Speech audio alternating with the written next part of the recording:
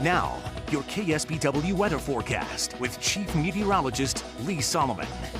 Good evening, everybody. We're going to take a look at some of the wind gusts from last night. It was really cranking. I don't know if you were able to sleep through it. I know it woke me up. Mount Umunham, 69 miles an hour. Natural Bridges, 53. Carmel Valley up at 1,100 feet, 68 miles an hour. Pebble Beach, 53. Of course, here are some of the other good results coming out of the airports. Monterey, a 51 mile an hour gust, 45. Salinas, 30. Hollister, 33. Gilroy, and 38. San Jose, and the power is out for many. There's the atmospheric river. It is now exiting off to our south, again down over San Luis Obispo County into Santa Barbara right now and heading towards LA. Next system's out here. There's some lightning with this one. We call it dynamic. It's got some colder air and a pretty solid looking cold front. It is not tapping into tropical moisture like the other system though, so it is definitely different, but it'll pack a punch. You can see it's winding up right here. It is heading for us. We've got that front to watch out for tonight. More gusty winds, periods of heavy rain at times. It'll be a quick mover though. Watch it get into our skies overnight tonight. So that's 1:30 a.m. The wind and the rain starting up. But you notice the heaviest of it is up to our north. We'll get in on some of that. That'll pass through. By tomorrow morning, we're probably back to some showers, but those look to continue on and off through the day, and thunderstorms are in the forecast tomorrow with those heavy downpours possible and some gusty winds. As we go through the day tomorrow, still again some shower activity, a lot of snow in the Sierra. They're pretty much shut down for business for a while. They got a lot to contend with as well. Clouds and rain back into the forecast, maybe as early as 8 a.m.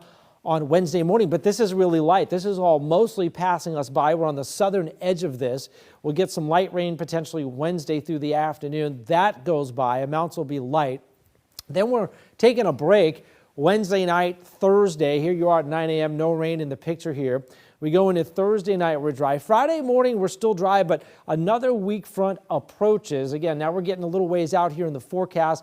That may bring us some light rain on Friday, but again, the term light is what I'm using here. So lighter amounts, there'll be a little wind, but these are not major storm systems. They'll exacerbate maybe some minor flooding again, and just trying to get the power on and doing the cleanup won't be as pleasant as it could be if the sun was out. But again, this is not going to cause the San Lorenzo to go over its banks or anything like that. Wind gusts will be a factor though tonight. So if you have your power now, you might not keep it through the night.